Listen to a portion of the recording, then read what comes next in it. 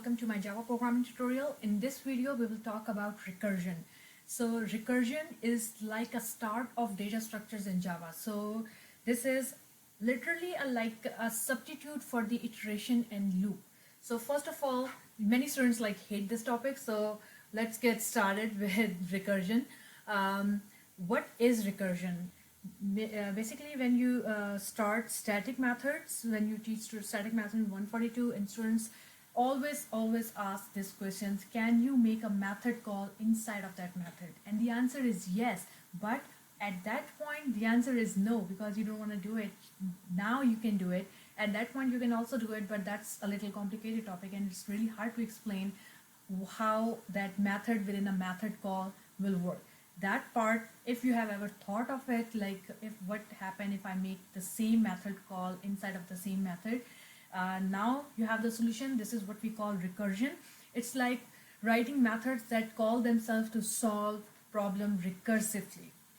An equally powerful substitute for iteration. So it will work like a loop, but it's more efficient and it's more powerful. When we start with the basic recursion examples, which I will teach you, is just the basic examples, like the examples you can do with for loops. The reason is with recursion, it will be really useful when you will do work with the binary trees. Then you will realize, oh, I want to do recursion or use recursion instead of a loop, because loop will make it complicated as compared to recursion. At that point, recursion will be simple as compared to loops. But when we start doing like simple problems, the recursion may be frustrating for you. Why recursion? Culture, experience, a different way of thinking, very different way of thinking. Can solve some kind of problem better than iteration. Iteration again is the second name of loops, like for loop, while loop. And some problems, again, it's data structure, the trees, the binary tree you will do in this class. The same, when you do binary trees, you will realize how recursion is important or easy as compared to loops.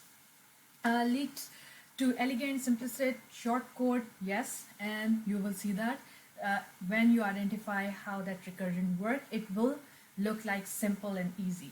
A key component of the rest of your assignments in CSC 143, and it's used in different languages as well. Let's move forward. So what recursion is: a simple exercise in, like, right now we don't have a class, so usually I ask this. Just imagine that you are sitting in a row and you are the first one in the row. If I ask you how many students are sitting next to you, so you will take a look back and there are a long line of heads you see. So you don't know the answer. What you will do is you will ask the person sitting next to you that how many person are sitting next or behind you, and so on. Similar kind of this picture which you can imagine in your mind, and then person sitting at the last will answer as 1, and now every person will add 1 to it, and when it comes to me, I have the actual answer, right? So this is how recursion works. A little complicated, but this is the idea. Let's take a look with a very basic example what we have.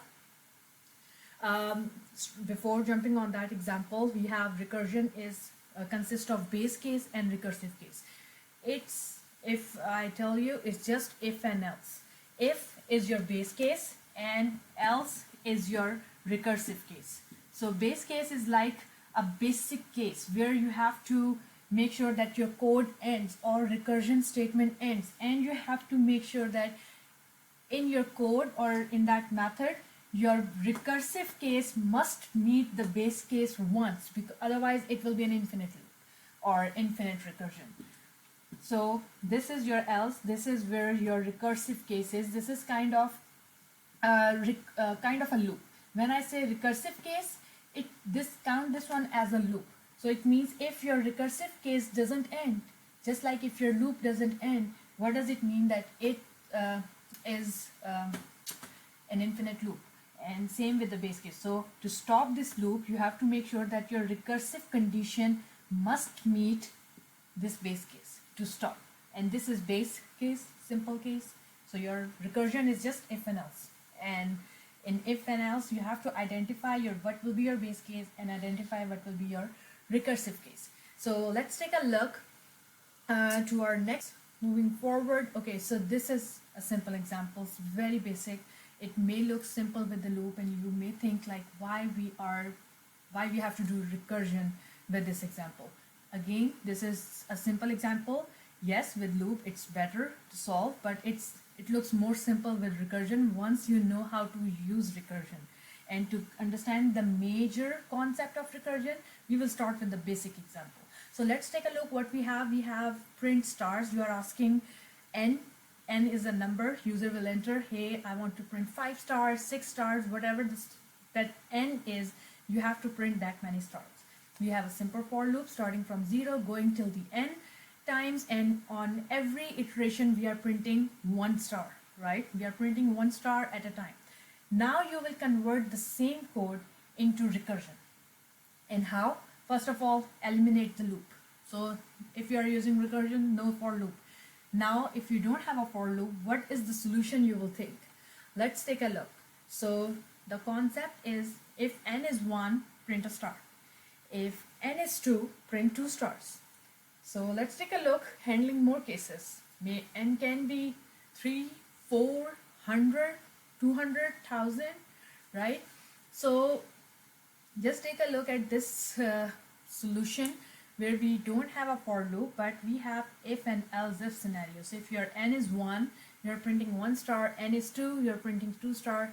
Very off solution. Let's move on to a better version of it. And a little better version of the same solution is, you are making a method call to another method or to another statements to the same method with a different number. So what you are doing is, if your n is 1, you are printing that star. So in that case, the first if is acting as a base case, because when your star is 1, you are just printing the star and stop. There is nothing else.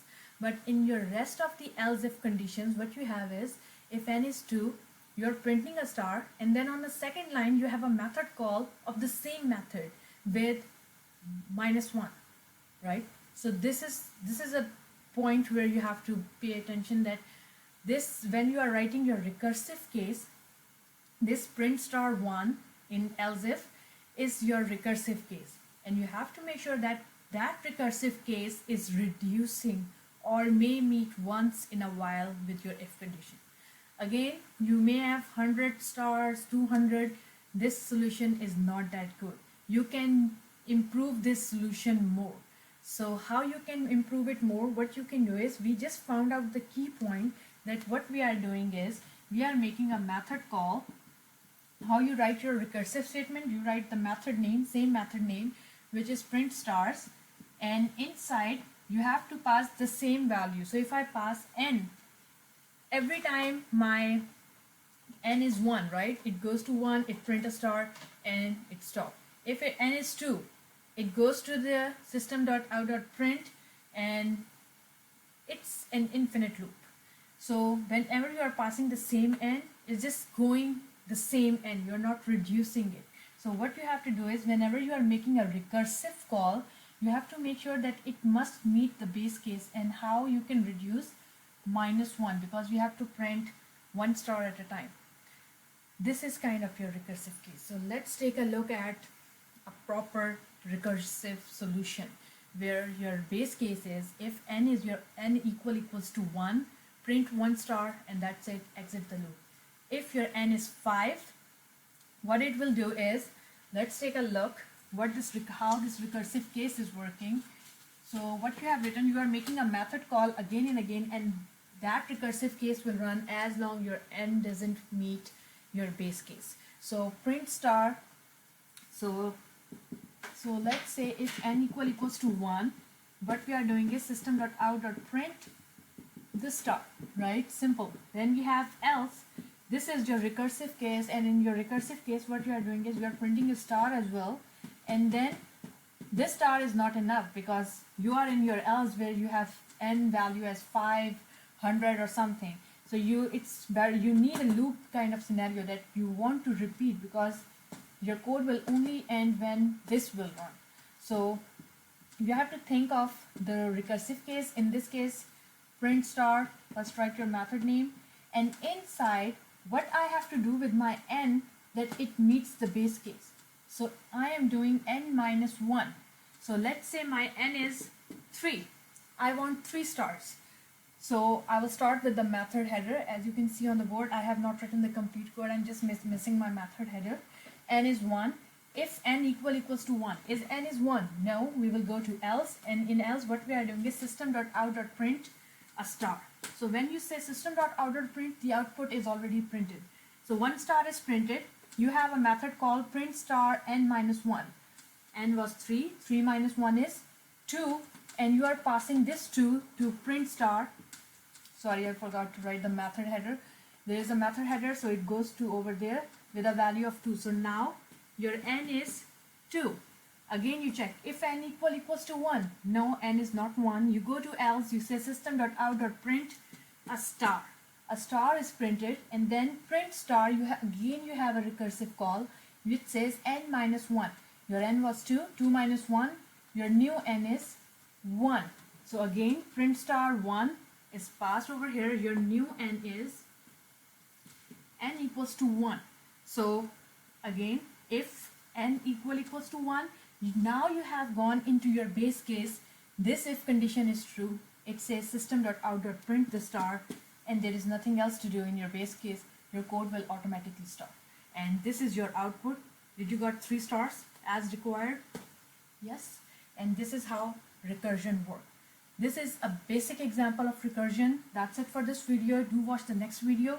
I will do another example of recursion. Thank you. Bye-bye.